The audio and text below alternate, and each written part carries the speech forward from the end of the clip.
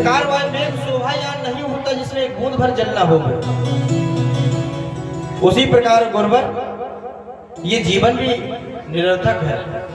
अरे मैं ये नहीं कहता मुझे 3 चाहिए 4 पुत्र चाहिए, कि कम से कम हो तो एक पुत्र जो राज चलाने वाला हो, इस राज्य का भी अधिकारी हो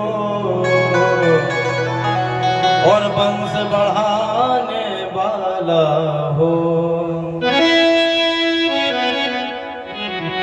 इसलिए गुरुवर कम से कम एक पुत्र तो होना ही चाहिए। आज गुरु वशिष्ठ के चरणों में गिरकर रुदन करते हुए महाराज दशरथ प्रार्थना कर रहे हैं। आज गुरु वशिष्ठ ने समझाया, कहते हैं महाराज बिल्कुल चिंता मत करो, पुत्र होंगे। क्यों चिंता करते हो राजन, आप तो धीरज रखिए, क्योंकि धरहु धीर हो ही सुत चारी, धरहु धीर होई है सुत चारी, धरहु धीर हो ही सुत चारी, धरहु धीर होई है सुत चारी, त्रिभुवन विदित भगत भयहारी,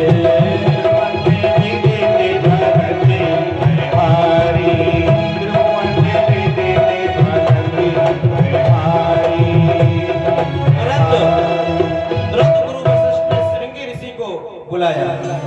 पहले क्या था, जो व्यक्ति जिस काम के लिए परपक्व था उसी को बुलाया जाता था। आज श्रृंगी ऋषि को बुलाया, क्योंकि श्रृंगी ऋषि पुत्र कामिष्ठ यज्ञ के परिपक्व हैं। आज श्रृंगी ऋषि वशिष्ठ बुलावा, श्रृंगी ऋषि वशिष्ठ बुलावा, श्रृंगी ऋषि वशिष्ठ बुलावा, श्रृंगी वशिष्ठ बुलावा, पुत्र काम शुभ यज्ञ करावा, पुत्र काम शुभ यज्ञ करावा, पुत्र काम शुभ यज्ञ करावा, पुत्र काम शुभ यज्ञ करावा। आज सभी शास्त्रों की विधि के सहित जब यज्ञ पूर्ण हुआ तो स्वयं भगवान अग्निदेव अग्नि से शरु लेकर प्रकट हो गए। बोले अग्निदेव भगवान की। वशिष्ठ ऋषि को सौंपा, वशिष्ठ जी ने महाराज दशरथ को सौंप दिया। बोले जाओ, जाकर सभी रानियों को प्रसाद के रूप में वितरित कर देना, सुंदर पुत्र होंगे। आज लाए हैं राजा दशरथ, सभी रानियों को बांटे कि अर्ध भाग्य कौशल्य दीना, अर्ध भाग्य कौशल्य दीना, अर्ध भाग्य कौशल्य दीना, अर्ध भाग्य कौशल्य दीना, उभय भाग्य आधे कर लीना, उभय भाग्य आधे कर लीना, उभय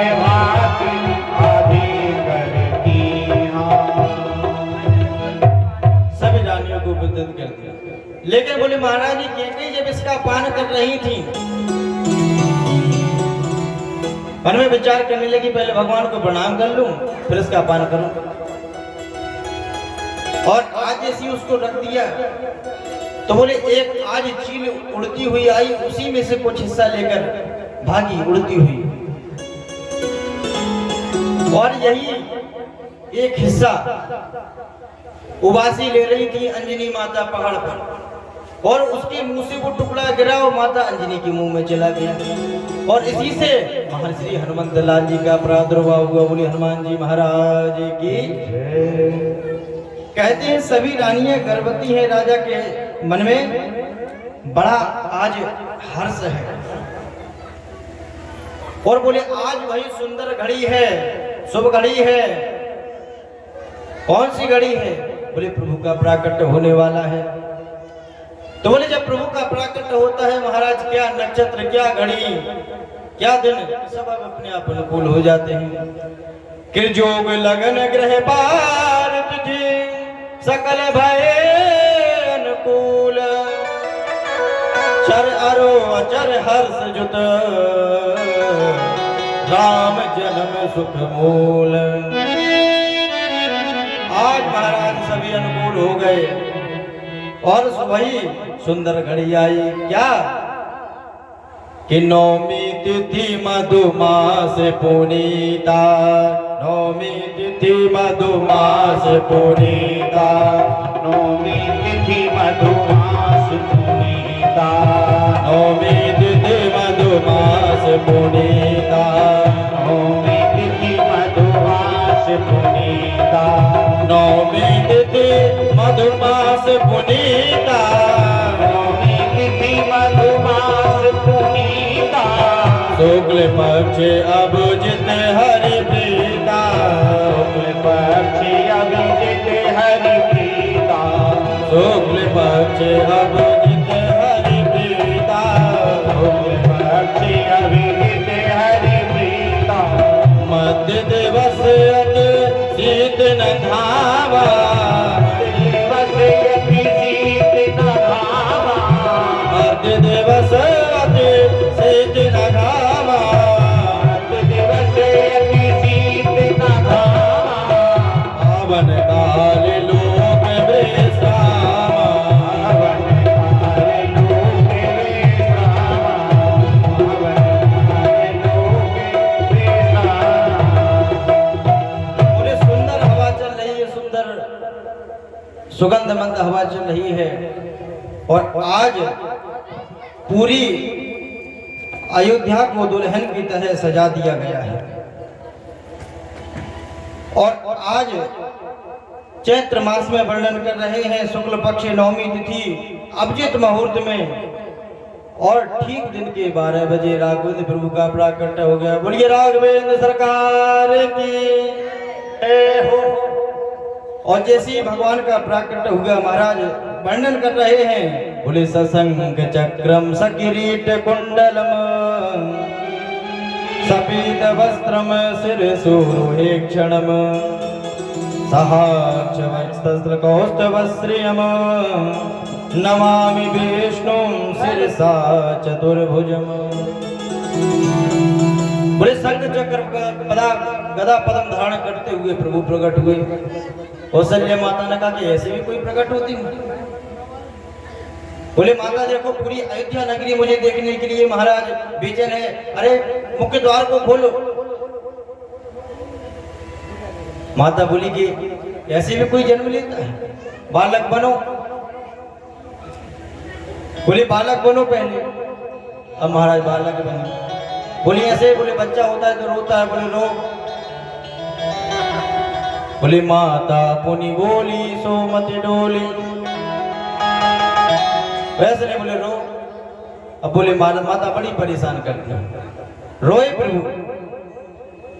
तब जाकर द्वार खोले महाराज, और जैसे द्वार खोले महाराज पूरे अयोध्या को आज दुल्हन की तरह सजा दिया गया है।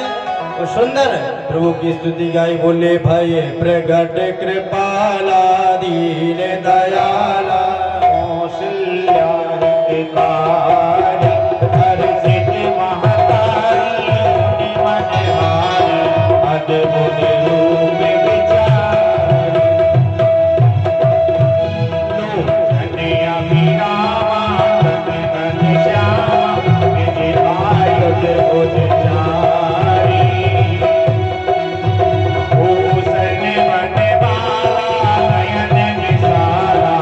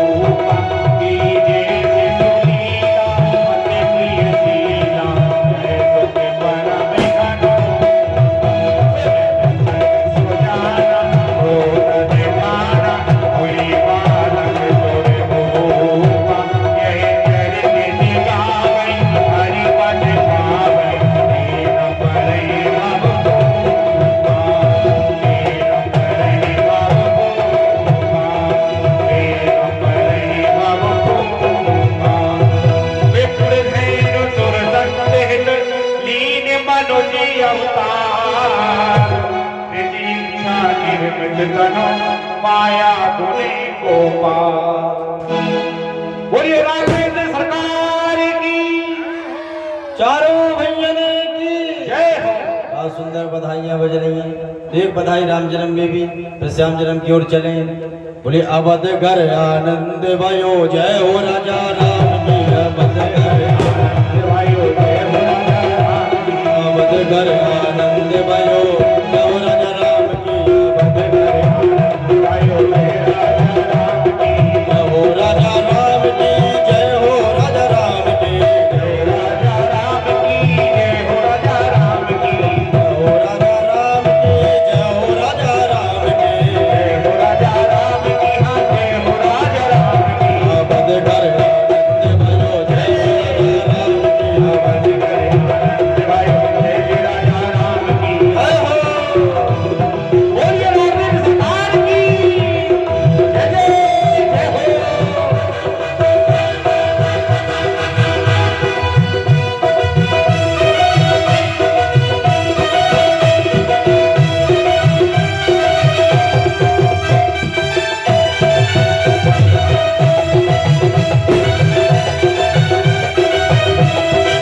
जय हो बोलिए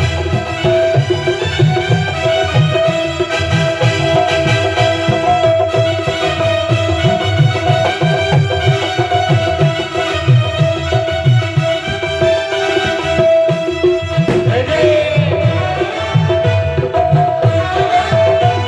अवध घर आनंद भयो जय हो राजा राम की। अवध घर आनंद भयो जय हो राजा राम की। जय हो राजा राम की जय जय राजा राम की। जय जय राजा राम की हम जय जय राजा राम की। अवध घर आनंद भयो जय जय राजा राम की। अवध घर आनंद भयो जय हो राजा राम की। अवध घर आनंद भयो जय हो राजा राम की। जय जय जय हो। जय जय जय हो।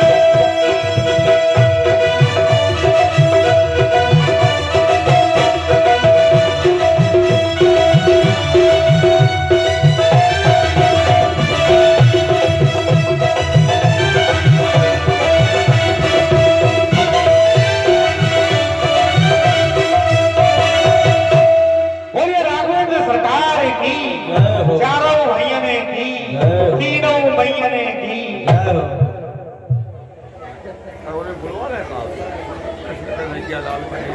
हाँ बोलो आलो बस 10 मिनट है बोला।